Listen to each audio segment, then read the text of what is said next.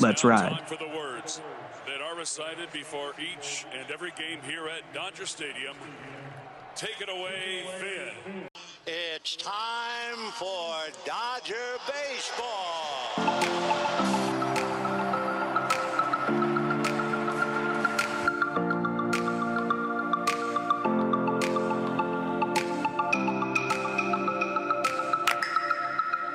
Well, wait, hold on. Okay, whatever. Go ahead. Okay. What's going on, Dodgers fans? Thank you for listening to the last episode of 2022's edition of the Incline Dodgers podcast. Thank you so much, Incline listeners. Make sure to follow us on Twitter, subscribe, give us a 5-star rating, subscribe on YouTube, all that fun jazz. We are presented by the FanSided Podcast Network. This is Kevin Klein here. Jake Reiner is out, but we brought back a good friend of ours, Chris Camello, who is in the building today. Chris, what's new? Oh man, just recovering from, we're in that weird transition mode of holidays. One door closes in Christmas, another one opens in New Year's. So just trying to end the year on a high note. And I couldn't be happier talking Dodgers with you fine gentlemen. Thank you. Yes, the Dodgers have not really done anything since our last episode, but wishing you all, or hope you all had a very great Christmas, Happy New Year's. We wanted to make sure we got one more episode in before it is 2023. So hopefully Friedman and the crew gets going. We got a couple random segments because, like I said, there's not much going on. But David Rosenthal, what's new with you, Michigan? Michigan, big game tomorrow. College football playoff against TCU. Have high expectations. That's pretty much what's going on. Nothing really Dodgers related. They officially announced JD Martinez, which was cool. And Jake Reed is gone yet again for the 8th time in a row. So obviously the elephant in the room is that they haven't released Trevor Bauer yet, or they haven't traded him, or they haven't reinstated him. Not really sure what the holdup is there, but I'm sure we can get into that in a little bit. But in my opinion, this is an easy call, but we can talk about that later. For sure. Chris, was there anything you wanted to start the show off with? I'll defer to you. Not to dispose of the 500-pound elephant in the room, but I think we would be remiss if we did not address the Trevor Bauer situation first, because anything that I had on tap is basically small potatoes compared to that story. But it's a very interesting position. He's been suspended. Then all of a sudden the brakes got pumped on that. So he's essentially been reinstated. This would be his final year under the Dodger contract. And while everybody, or I shouldn't say everybody, a lot of people want him gone, and it looks, of course, according to a report I saw from John Heyman, that seems to be the case. But I want to play devil's advocate just for a moment, because at the end of the day, guys, Trevor Bauer won 2 court cases. 2 court cases went in his favor. The restraining order got dismissed, and then any sort of criminal charges were dismissed. Not to mention the quote unquote victim never wanted to release her text messages. So I think when you just look at the legal aspect, I understand we are in a time now where one strike and you're out. I understand that. There's a bigger issue at society here. However, at the end of the day, this guy's not going to jail. He served suspension. They reinstated him. If you have to pay him anyway, that's the other thing. It's not like you release him and that's it. You pay him $0. Yeah. You got to pay him anyway. Why not kick the tires on a potential, might as well throw him out there? I get it. It's a character thing. But this idea of just paying him $22 million to go away, just as a business move, does not make sense to me. And your rotation could use one more number 2, number 3 caliber arm. Kev, I know how you feel about this, but I wanted to throw that out there just to kind of get the wheels greased a little bit. I respect that. At the end of the day, I'm going to back whatever the Dodgers decision is. I'm not going to be one of those Agreed. fans that cry and say, "Oh, I can't support this team anymore. Or I'm going to boycott every day Bauer pitches." I think the heart for a lot of Dodgers fans wants to see Bauer back because he is under contract, like you just mentioned, and it would suck to have $22 million essentially go down the tubes. And the Dodgers rotation is a little thin. I would say 1 or 2 injuries, and we're kind of scrambling to find another arm. Mm-hmm. But I'm thinking with my mind here, and the reality is Trevor Bauer hasn't pitched since the middle of 2020. Yeah. We're now going to be April 2023 or 2021. Sorry, 2021 Bauer, 2023 spring training Bauer. 2022. Oh yeah, you're right. Wow, it is 2023. Yeah, no. So he last pitched, I believe it was late May or early June of 21. Yeah. Correct. So let's just say it's close to 2 years. It's a year, 8 months, regardless.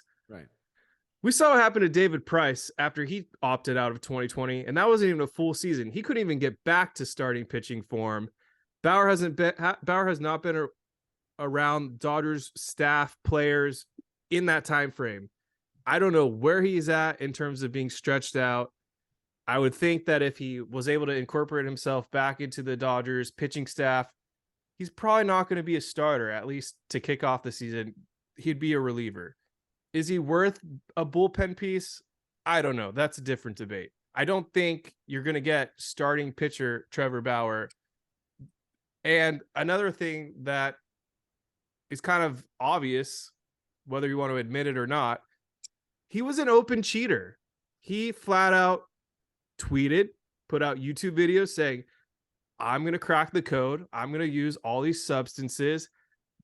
You can argue whether they were illegal or not, but at the end of the day, they weren't supposed to be substances that you could use. He would stick the ball to his hand and call out Rob Manfred. And I think that was kind of why he got the big suspension in the first place. He was kind of bad when they implemented that new rule. And I think we only had it for a few weeks before he got suspended inevitably, but his numbers and the spin rate, they were noticeable. The spin rate started to drastically decline. He was starting to serve up home runs left and right. I think his season for 2021 ended with a 403 FIP, so it wasn't exactly like he was pitching out lights out anyways. But I guess to wrap what I'm trying to say here, this isn't going to be 2020 Cy Young Trevor Bauer in a shortened season. I think this is going to be some mid pitcher, and I don't think the drama and the tailwinds that are going to come with this are ultimately worth it. Yeah, so here's where I stand on this. This is a no-brainer in my mind. You just cut him. If you can find a trade partner, be my guest. But there's just too much baggage at this point. I'm not going to comment. I don't know exactly what happened, and obviously he's not going to jail and all that. He looks pretty guilty to me from what I've seen, but that's not my place to comment. My place is to talk about the Dodgers. This guy does not fit on the Dodgers. He just doesn't. This team is already going through a transitory period. Justin Turner is gone. A bunch of other guys are gone. The locker room is going to be much different than it has been in the past 3 to 4 years. And that I just don't see it working with him as a Dodger, let alone the PR aspect of it. I mean, yes, you can say the Braves brought back Marcell Ozuna, who did get arrested. And Yankees brought back Chapman. Yeah. So there is a precedent of teams bringing guys, domestic violence issues back, but I just don't see it happening. And I agree with Kevin. I don't know what kind of pitcher we're going to get, even if they do bring him back. He wasn't great post sticky stuff ban. He hasn't pitched in a while. I'm assuming he stayed healthy and stayed on his pitching routines, because that's all he does is YouTube and all that stuff. But I just don't see it. I just don't see the fit anymore. I was a big proponent of the Dodgers signing him in the first place. I didn't mind him going at people online and being kind of a big promoter of himself. But at this point, there's just too much drama. There's too much uncertainty in the current locker room. Who's going to take over Justin Turner's leadership role? Are Mookie Betts and Freddie Freeman gonna do that? And if you throw Trevor Bauer in there, I think that makes it too difficult to form a new culture and a new locker room and to build on what they had. And I just don't think they're going to do it. I just don't think the Dodgers are going to do what the Braves and the Yankees did, bringing back guys. So I think it's just easier to just cut him. If you, like I said, if you can find someone to take that money, great. Throw in some, possibly a prospect that you don't see a future with the Dodgers. And then you have some more flexibility to stay under the tax. But in terms of Bauer, I'd say there's a 98% chance they're going to cut him. Yeah, and you guys are right. I'm not trying to say, oh, well, you're wrong because of this. Where I will push back a little bit, you can't compare. Kev, I think you brought up the David Price situation. David Price had already had a history of injuries. He was already coming off a really serious elbow surgery that cost him the second half of the 2019 season. Bauer, it's been pure suspension. He doesn't have any other health issues that I know of. So if you come into January saying this is going to be a guy in the rotation, now that gives him 2 months essentially before pitchers and catchers actually have to report to spring training. And it gives him time to start building himself up, not to mention a full month of spring, knowing, okay, I'm going to start and I know where my body is. Not to mention, and here's another aspect, the 1 year thing. It's 1 year. If this guy wants to continue his career, just like with the Kyrie Irving situation, I said this, and obviously that kind of blew up in my face, but he's now starting to, I said going into the season, Kyrie with the Nets was going to be on good behavior because he wants to land himself a new contract, a multi-year deal, right? Now, in Bauer's case, it's a little bit different. 1 year deal, essentially. Come in, show what you can do as a pitcher. Keep your mouth shut. Don't bring up even the past situation. Can he do that, though? I don't think he can do that. That's the $1 million question. So, but also, given the fact that you're going to have to pay him out $22 million to not be with the team, honestly, David and Kev, I respect your guys' opinion. I cannot swallow that. More than likely, the safe route is going to be like, let's just cut him. We'll take it on the chin and we'll move on if we can't find a trade partner, which no one's going to want to help the Dodgers. And certainly no one's going to want to take on a potential headache with the baggage in the form of Trevor Bauer. However, if you have no other options, aren't you better off just seeing what he's got? Because you could cut him anytime. So why not see what he can do during the spring? It gives you a stronger sample size. Has he recovered from the lack of the sticky stuff, substance, whatever?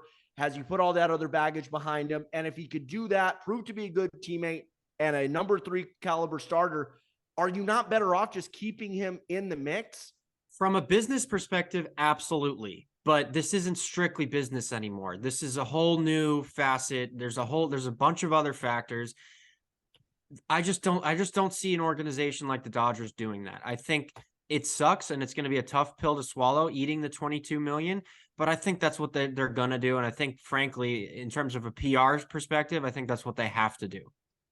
Yeah, ultimately, I do agree with everything you're saying, Chris. But I know this Dodgers team, and what I'm waiting to hear from them, or at least show it, are they going to go over that $233 million luxury tax threshold? Because if they're not, then yeah, maybe there's a stronger case to pitch Bauer because they need the depth.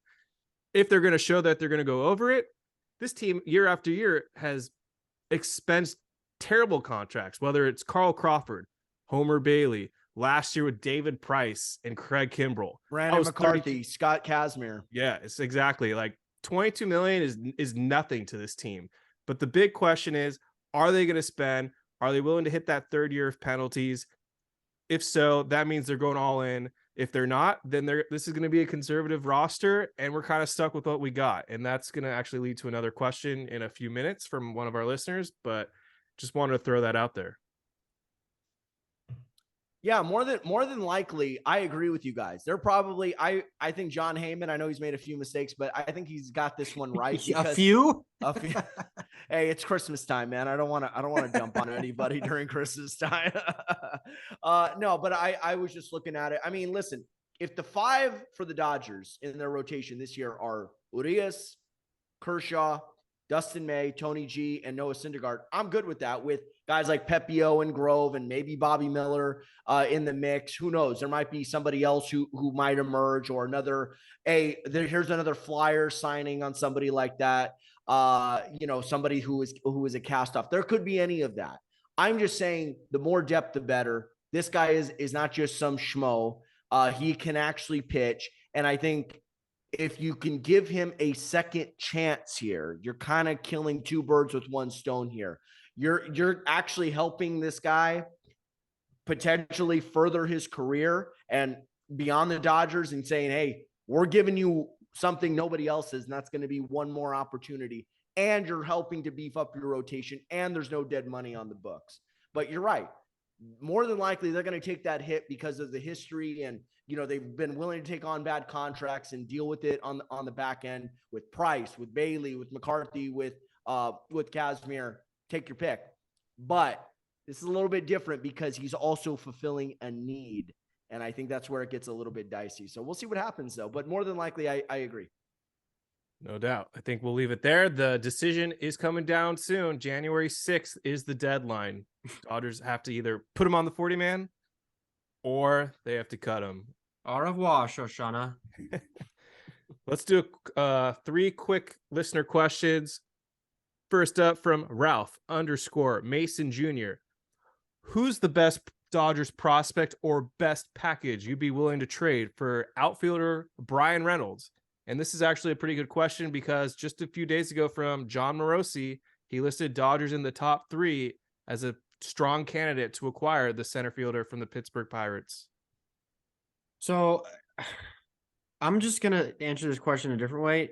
Nobody, because the Pirates are going to ask for everything.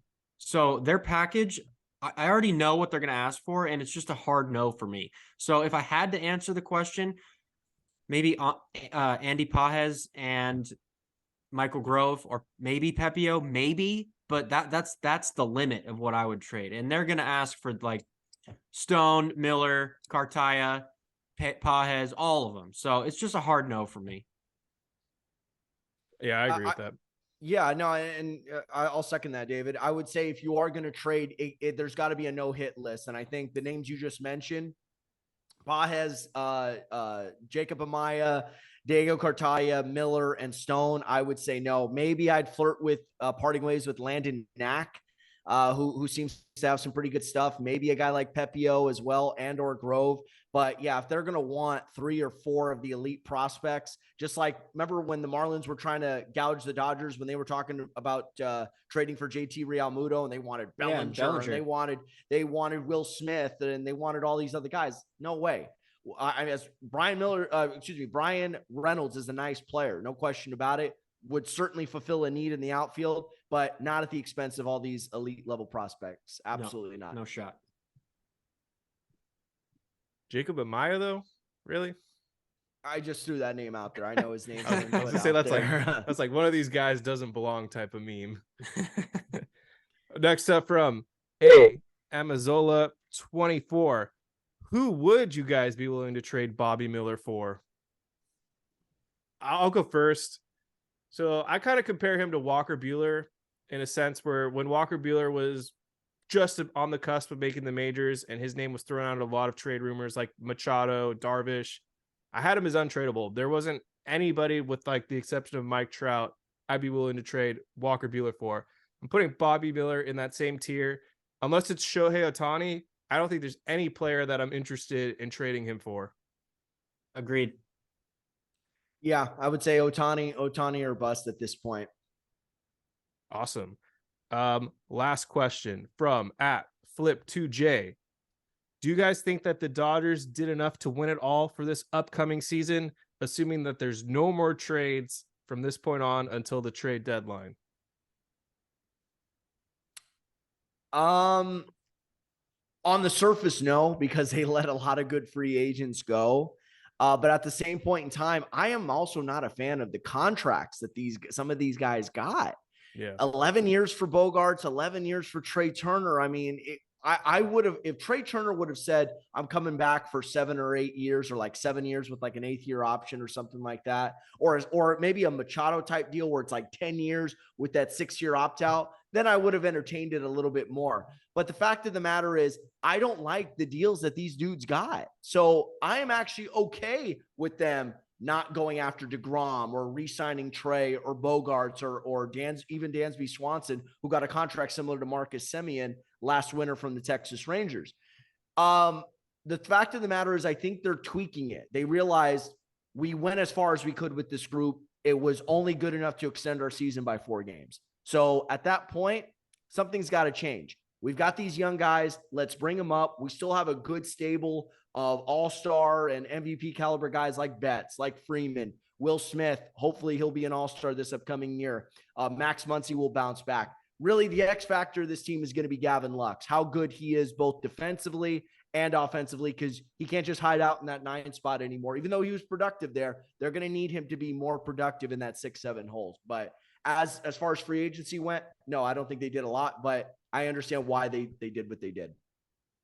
I'm content with what they did. I think JD Martinez is a great signing. I think that's what they were kind of missing last year, honestly. And like Chris said, I mean, you had an all-star team last year and you played 4 extra games. You couldn't beat the Padres. You just couldn't beat them. You won 1 game and you should have easily swept them, in my opinion. So yes, I think they've done enough until the trade deadline. There's going to be some pieces available at the deadline that they can acquire, but I think this team can absolutely win the World Series with this roster. I mean, what's the point of having prospects if you're not going to use them? So this is a good year for these prospects to come up, see what they can do and contribute. And finally, you know, I feel like last year the team was a lot of guys who, one, had already won a World Series, and 2, we're kind of looking ahead to next year in terms of free agency. So I think this team is going to have a nice mix of veterans, guys who have won, and guys who are coming up for the first time or haven't won one and want to prove themselves as a major leaguer. So yes, yes is the answer to my question, to that question. I certainly think that the Dodgers can win it all, because at this point, there's just too much volatility now where the playoffs are a total crapshoot. Apparently, you just make the playoffs whether it's the Braves from 2 years ago, the Phillies from last year, and you can make the World Series. So in that sense, yes, I think they did enough to get back to the playoffs and potentially make the World Series or win the World Series. But on paper, if I had to pick a team to win the NL pennant right now, I don't feel comfortable picking the Dodgers as it currently stands. And I'm cool with that, actually. For once, it's not nice for them to not have this World Series or bust mentality and put that on the Padres, put that on the Yankees, put that on the Astros, put that on other people. We are going to remind people what we are capable of doing. And the analogy that I have used, and I threw this out there to Jake on Twitter one time, can the 2023 Dodgers take a page out of the book of the 2022 Golden State Warriors? Good mix of veterans with something to prove, along with young guys ready to take that next step forward and supplement helping out the veteran stars. And you saw that with guys like Jordan Poole and Andrew Wiggins and Gary Payton II and Jonathan Kuminga and those guys with the Warriors. Can Vargas, Outman, Bobby Miller, Andy Pages, Bush, whoever gets called up this year and actually has a prominent role, can they do that with the vets like Betts, Freeman, Muncy, Smith, etc.? All right, so we haven't done this in a while, and I'm excited, but we're about to do a draft, guys, and this draft will be presented by TickPick. You need to get concert tickets, go to a sporting event. There's a lot of events in action going on. New Year's Eve's around the corner. If you want to go to the best ticket site out there, download the app for TickPick. You can save some money if you're a first-time purchaser as well, off your first purchase of $49 or more, just by using the promo code Incline, all caps, on the TickPick app. No service fees at checkout. They have some of the craziest low prices that I'm seeing for even NFL games. I think the Cleveland Browns, you could get into the stadium for $2. So if you want the best deals out there, go to TickPick. David, National championship is at SoFi this year. You can go to TickPick, see my possibly Michigan Wolverines play Ohio State or Alabama or Georgia. Pass it over to you, David, to introduce this. Okay, so we're going to do a draft, and the draft is we're each going to draft 5 sportscasters. So this draft is the best sportscasters or broadcasters, play-by-play analysts of all time. And snake draft. So we're going to offer the first pick to our guest today, Chris. Chris, would you like the first pick or would you like to defer? I will accept. Okay, Chris is going to get the first pick. Kevin, you want second or third? I'll do third. Okay, so it's going to go Chris, me, Kevin, and we're going to do a snake draft, and we're each going to have 5 men or women as our broadcasters. Chris, you have the first overall pick in the Incline Sportscaster draft. You are on the clock. Okay. Well, I mean, given the spirit of everything that happened this year and some of the most prominent legendary voices that we lost, I would be remiss not to mention this is a Dodger podcast, guys. How do I not pick the GOAT, Vincent Scully? I mean, this guy did it all. He had a superb 67-year career with the Dodgers, going back to their days in Brooklyn. This guy was the sounds of summer. He was the voice, not just of the Dodgers. He was the voice of baseball. He was Los Angeles, baby. Vin Scully, so many iconic moments, so many iconic stories. I'd be remiss if I didn't go with him and not think about the middle of summer watching a ball game as a kid on KTLA 5 or KCAL or Fox Sports West. So shout out to my guy, Vin Scully, with the first pick. I think that was the Michael Jordan of picks. Yeah. Okay, so I'm going to get flamed for this. I can't risk not having him on my team. So I'm not going to go with the obvious picks here. I just can't risk Kevin possibly taking him, even though I don't think he will, but I just can't risk it. I'm selecting Gus Johnson with the second overall pick. Nice. He is by far the best football announcer currently, without a doubt.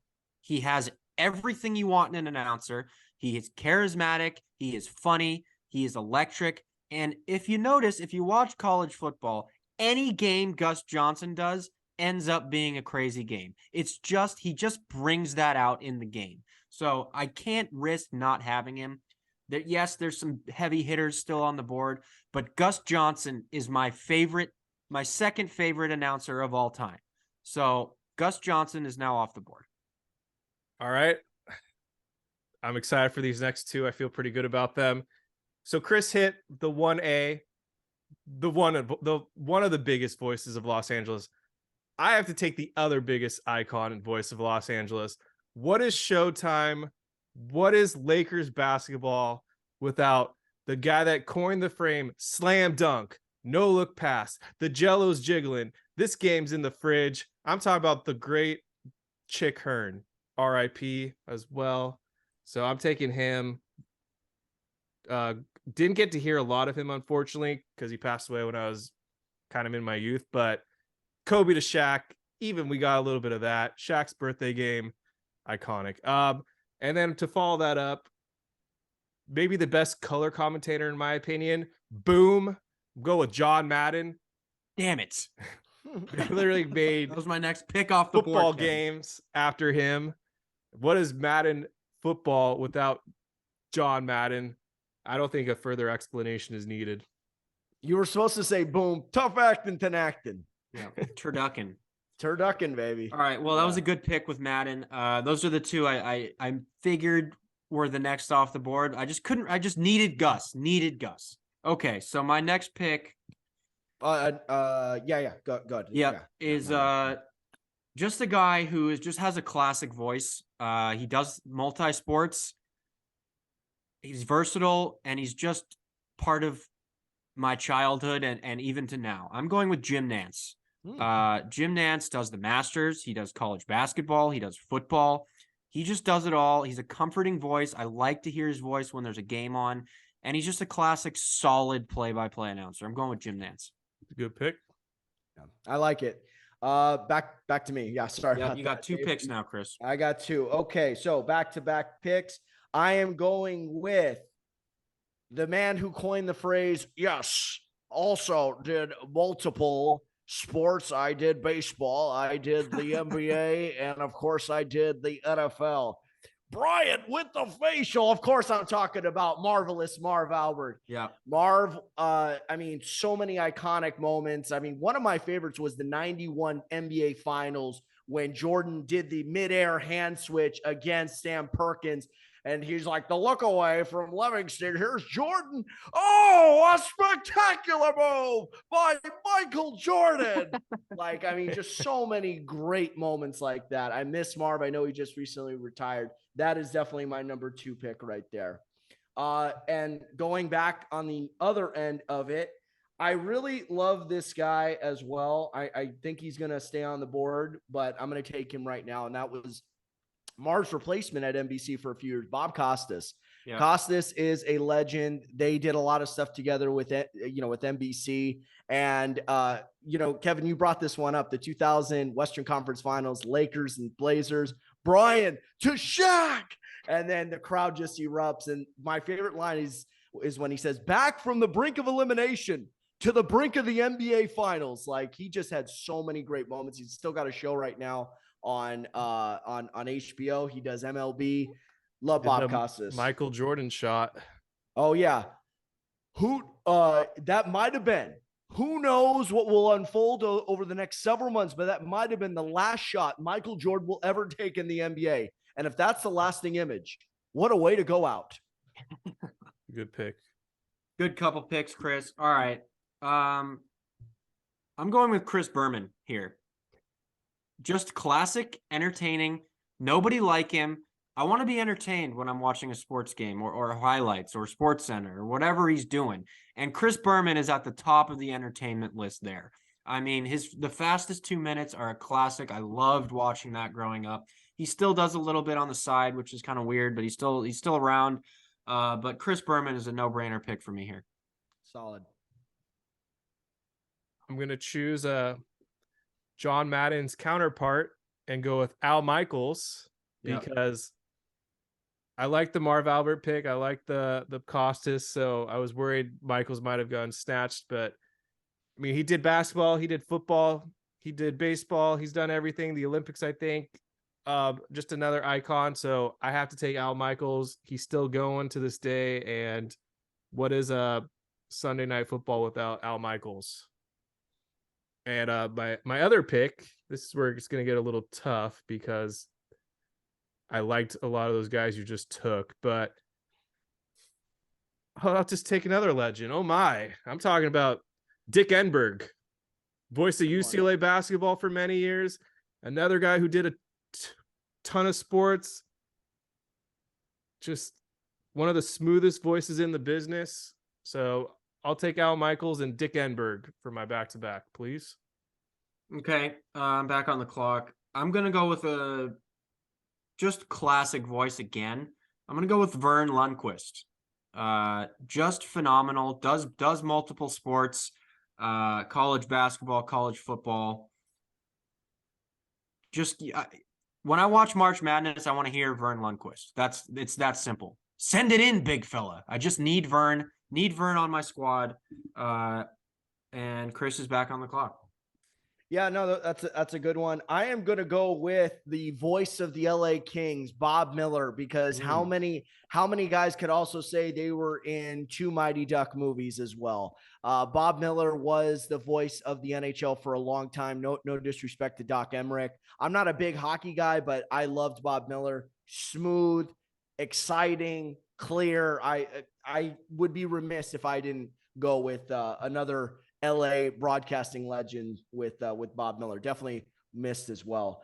And it's still on me, right? On the stick. Yep, your last My last pick. Oh, I can't believe he's still on the board. I am a huge fan. Oh, right between the eyes, Kevin Harlan. Yeah. NFL, NBA. Yeah, he is awesome. He is now taken over lead for Turner Sports. Up high, down hard, or of course my favorite, LeBron James, no mercy for human life. Yeah. And another guy who also did what else did he do? He also did college, he does college, but he does NFL.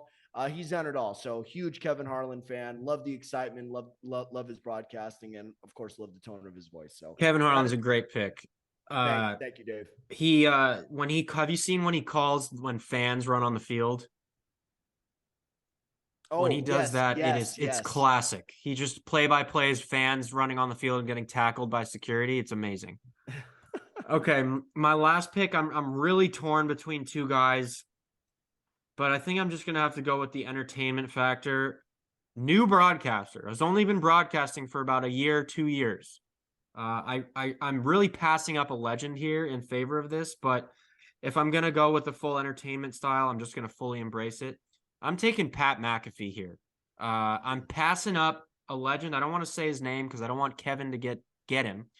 But Pat McAfee right now is probably the most entertaining broadcaster on the air. He brings the flair. He says what no other broadcasters will say. He's relatable. And in terms of entertainment points, I'm absolutely mopping the floor with you guys right now. So, Kevin, you're up. Wow, I was worried you were going to take Doris Burke. I was sweating for a second. I want to win this thing. So, good God almighty. I can't pick Jim Ross, unfortunately, although I really want to. What is WWE without that legend? I'm going with Dan Patrick because who dominated the radio waves more than this icon? ESPN for many years, Fox Sports, Sports Center, Sports Jeopardy, all kinds of miscellaneous football hosting. So, Dan Patrick, you are my final pick. And in 3 Adam Sandler movies, Grown Ups. What was the other one? He was in Grown Ups. He was in The Longest Yard. And gosh, what was the other movie he was in? I think he was also in I Now Pronounce You Chuck and Larry. Played the cop with the mustache. Yeah. So yeah, good couple pick. of my honorable mentions, which I really wanted to pick, but just didn't have enough spots. Brent Musburger, Bill Rafferty, Keith Jackson, Joe Buck doesn't get enough credit. I'm surprised he didn't go. Gary Danielson also good. Scott Van Pelt. So, I wish I had about 3 or 4 more spots because honestly, I should get credit for Bill Rafferty because him and Vern Lundquist kind of go hand in hand. So I'm just gonna proceed with Bill Rafferty on my team as well. Honorary mention for me, Stephen A. Smith. Yeah. I think he should be on there. Bill Walton.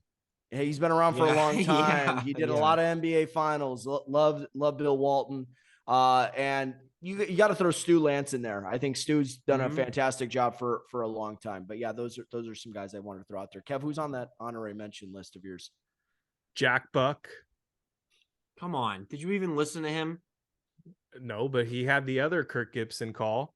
Yeah. I can't believe what I just saw. Sure. Jack Buck. Cardinals legend as well. I just had him. I mean, Skip Bayless, but if you want to lose, you pick Skip Bayless. No. Red Barber. That was the other one that Bob Ufer. Was that his name? Bob Uecker. Uecker. Yeah. He's good. Harry Carey. Surprised didn't get picked. Mel Allen. I mean, we're not Cubs fans. Yeah, and we're also not 60. So you guys. I have a 2. Wow, David, I actually was surprised you didn't take Joe Buck because you talk about him so much. I thought when you were when do I talk about Joe Buck? Well, not on the podcast, but when? I don't talk about Joe Buck. You're always that texting much. me saying he's so great. He is good. He gets so much slander for no reason. And that's what I'm saying. I'm surprised you didn't take him. When you were talking about Gus Johnson leading up to him, I was like, oh, he's taking Joe Buck, but no, Gus Johnson has always been my guy. He is the best. I hope he announces till he's 100. I'm honestly surprised you didn't take Joe Davis, Kevin. Talk about someone you're always talking about. Little too premature. Let's give him another 5 to 10 years. He hasn't had too many iconic calls just yet. I agree. Can I make a confession? Please. I missed Joe Buck during these MLB playoffs. Oh, me too, 100%. Yeah. No disrespect to JD. He did a fantastic job during the regular season. He did a fantastic job during the playoffs. But I am a nostalgic guy, and I grew up with Joe Buck. Yeah. I was in the first grade in the 96 World Series when he called his first World Series, Braves, Yankees. So that's how far back I go with Joe Buck. Yeah. Line drive up the middle. It's a base hit. Yeah, he's good. No doubt. I prefer No, Brian Anderson. I Brian don't. Anderson's really good too. He's coming up. Underrated. Yeah. Yeah. Coming up. Yeah. But yeah, Joe Buck is clear as Joe Davis. I don't care. This is a Dodgers podcast. Those are just the facts. So if you don't like them, that's okay. But those are the facts. We'll put a poll on Twitter so that you guys can vote whose team you prefer the most. I'm gonna get smoked, but I don't care. I'm standing by my team. I had the first pick, so if I don't win, that's just a travesty right there. You gotta Or as fire, Stephen A. fire Smith- your GM. If you don't win, you gotta fire your GM. Or as Stephen A. Would say, that is blasphemous right there. Yeah. All right. Well, there's nothing really else going on in Dodger land. I might be missing something. I have another miscellaneous off the wall topic in a second, but Chris or David, bring something to the table. Take it away, Chris. Yeah, so mine goes to the bullpen as well as veterans in general. The St. Louis Cardinals at the beginning of this offseason non-tendered former closer Alex Reyes. And I was very intrigued by that, especially considering the closer situation for the Dodgers is kind of iffy. Yes, Evan Phillips is still there. Yes, they have Yency Almonte. I know Mark McGuire went on 570 Fox Sports Radio and vouched for him to be the next closer of the Dodgers. You got Bruce Gratterall. You have guys capable of closing. But Reyes, considering this could be a guy trying to get himself back on track after an injury-riddled and subpar 2022 season, could this be somebody the Dodgers take a flyer on and maybe not like say this is our closer, but give him an opportunity to see what he's got during the spring and potentially be a closer for them next season? Sure. Yeah. I'm actually surprised he hasn't signed yet because there was so much steam picking up for a good week and it's been crickets. I would love him on the Dodgers. I think they are one bullpen arm away from being completely stockpiled. I've said it every week now. I still want them to trade for Liam Hendricks, though. I think they need that man in the bullpen. And I'm looking at all the guys. Don't get me wrong. We got a lot of great arms. But when you have an elite bullpen, you usually need a leader, someone that everyone else can look up to, someone that, that's our guy. We want to build the bridge so that when we get to the ninth, this guy's going to shut it down. I feel like that mentality that someone like Liam Hendricks demonstrates, I think that goes beyond the field. That's mentality X factor. Yeah, I wouldn't mind it. I think the Dodgers bullpen is loaded as is. I mean, you can go down the line and list these guys: Almonte, Bickford, Ferguson, Victor Gonzalez may have a rebound, Gratterall, Shelby Miller they signed to be a reliever, Phillips, Vesia, and then one guy you didn't mention, Chris, who I think is going to be the closer is Daniel Hudson. Tore his ACL in that freak injury, but I think he's going to be back sooner than later. They said his recovery is ahead of schedule. He has closer experience. He closed out the 2019 World Series, I believe it was. That's the closer in my mind. I think they're going to give him a chance to be the closer. I think they want Phillips in that Trinan fireman role while Trinan is gone. And I think that's the right move for Phillips. I think you use your best reliever in that role. But I think Daniel Hudson is going to be the guy. I really do. Yeah, more than likely he is. He's definitely the safest choice and the only one out of that group that actually has closer experience. But at the same point in time, I am just intrigued by Reyes because this could be catching lightning in a bottle. And we know you put this guy next to Bard, next to Mark Pryor, two really good coaches who brought out the best out of these pitchers over the last 3-4 years. It's worth a shot. So that was one part of my question. Sorry, Kev, I'm going to just do a 1-1A. Are you guys in favor of signing Jose Iglesias as well as Cesar Hernandez for infield depth if Muncy and Gavin Lux don't work at second and short, respectively? Go ahead, David. I'm going to lean towards no. I think this roster is pretty full. I'd rather them add an outfielder because you always have Chris Taylor who can play short or second. So I think if it was up to me, I would give Gavin Lux the full keys. I would give him the key to the city. I'd give him the key to the Mercedes. I'd give him the key to the house. It's his position. It's his role. Give him a chance without someone they signed kind of breathing down his neck. I think we've seen him flourish at times, and I think we've seen him kind of struggle at times, and that can kind of snowball for him. And I think they got to put him in the best possible situation to succeed, which is, in my mind, an open runway. I think the guys you mentioned are good depth pieces, but I don't think they're necessarily necessary. I think they signed that Yoni Hernandez guy from the A's who can play infield. He can play all over the field. I think he's a depth piece. I think that's a good guy to have in the minors ready and waiting. You have a Maya if something happens. So I lean towards no, but I wouldn't mind it. I was hoping you would bring him up, Chris, because of our back and forth. Jose Iglesias is so bad. Like, that is like signing Jimmy Rollins, but even worse. He played for the Colorado Rockies just a season ago and had an 85 weighted run created, WRC plus. 85. That's below league average, and he was at Coors. Defensively, in 2021, negative 20 defensive runs saved, and that was with the shift. You throw him out there, we're talking about complete disaster. The batting average is completely deceiving. I think he hit looks like he hit 292 somehow last season. Fifth in the NL last year at one point. And I don't know how that's possible with such a low weighted run created.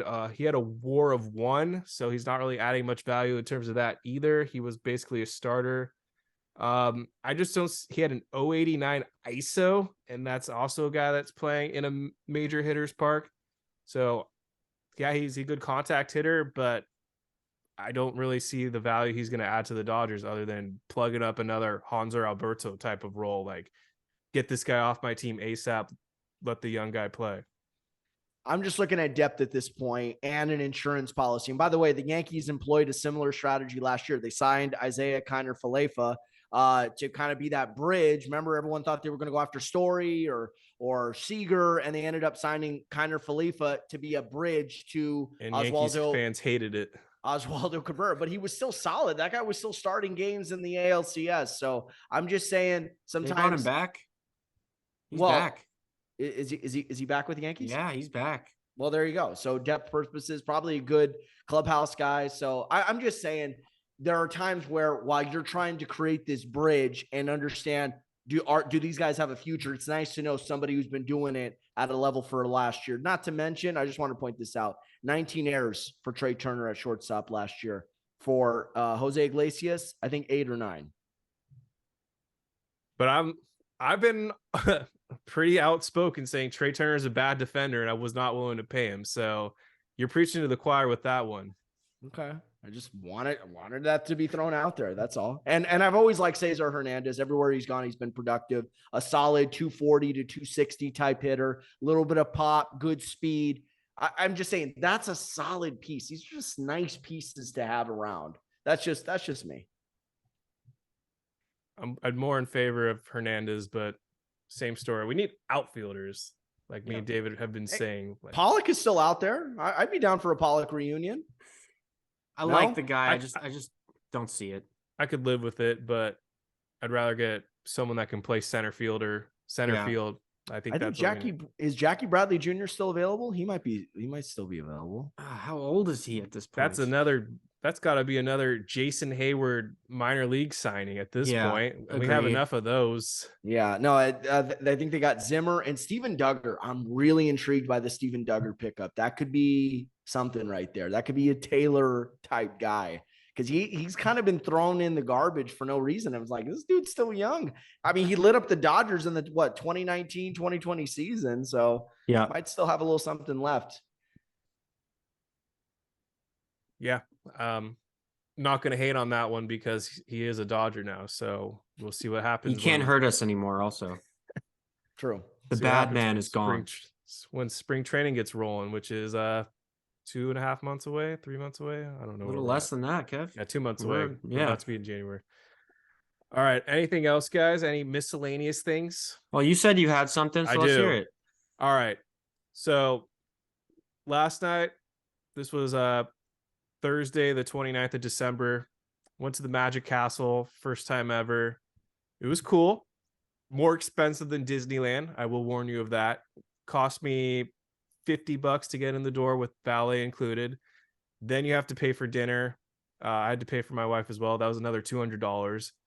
Every drink was like 20 something bucks. So long story short, I think I was out of that place $300 less rich, but cool experience. Magicians, love magic.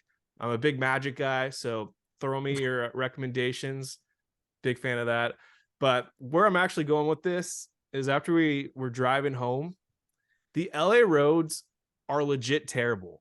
They have to be like the Pittsburgh Pirates or old school Baltimore Orioles of like all the roads in the world. Not one, but two of my tires were slashed because of some stinky pothole. Oh my gosh. Do something better, LA. I'm sure I'm not the only one. Like, I don't know what's going on in this world. My wife's car was totaled like a week ago by just being parked on the street, and I think some drunk driver took it out, moved it 3 lanes over to the right, and it ended up in like the center island. Insanity going on in LA right now. So if there's anyone working for the city of Los Angeles listening to this for the transportation part of the sector, do a better job, please. Yeah, I mean, obviously I don't live there right now. I haven't lived there for 5.5 years, but I can imagine when it rains, they're not really prepared for that. And I can imagine the rain affecting the potholes, but this is a whole nother discussion for bureaucrats, not me, some idiot on a Dodgers podcast.